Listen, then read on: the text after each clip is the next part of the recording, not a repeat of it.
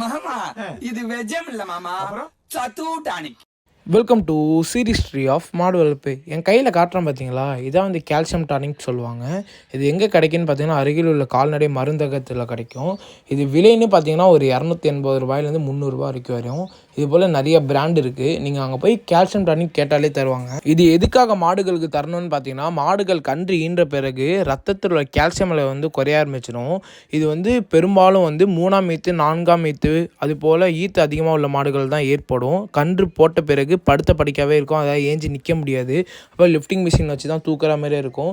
அதுக்கு முன்பே இதை கொடுக்கணும். இது எப்படி கொடுக்குன்னு பார்த்தீங்கன்னா, கன்று ஈன்றும் 10 நாள் பிறகு முன்பு ஒரு வேலைக்கு 50 ml கொடுக்கணும். ஒரு மூடி பார்த்திங்கன்னா 10 ml வரும்.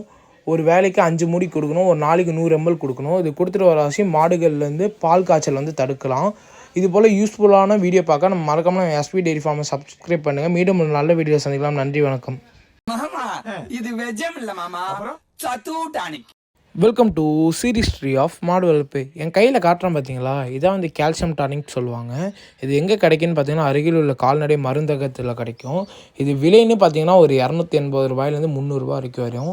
இது போல் நிறைய பிராண்ட் இருக்குது. நீங்கள் அங்கே போய் கால்சியம் டானிக் கேட்டாலே தருவாங்க. இது எதுக்காக மாடுகளுக்கு தரணும்னு பார்த்தீங்கன்னா, மாடுகள் கன்று ஈன்ற பிறகு ரத்தத்தில் உள்ள கால்சியம் அளவு வந்து குறைய ஆரம்பிச்சிடும்.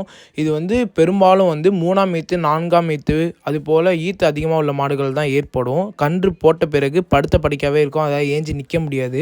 அப்போ லிஃப்டிங் மிஷின் வச்சு தான் தூக்குற மாதிரியே இருக்கும். அதுக்கு முன்பே இதை கொடுக்கணும். இது எப்படி கொடுக்குன்னு பார்த்தீங்கன்னா, கன்று ஈன்றும் 10 நாள் பிறகு முன்பு ஒரு வேலைக்கு 50 ml கொடுக்கணும். ஒரு மூடி பார்த்திங்கன்னா 10 ml வரும். ஒரு வேலைக்கு 5 மூடி கொடுக்கணும். ஒரு நாளைக்கு 100 ml கொடுக்கணும். இது கொடுத்துட்டு வர அவசியம் மாடுகள்லேருந்து பால் காய்ச்சல் வந்து தடுக்கலாம். இது போல் யூஸ்ஃபுல்லான வீடியோ பார்க்க நம்ம மறக்காமல் எஸ்பி டெய்ரி ஃபார்மை சப்ஸ்கிரைப் பண்ணுங்கள். மீண்டும் ஒரு நல்ல வீடியோ சந்திக்கலாம். நன்றி, வணக்கம்.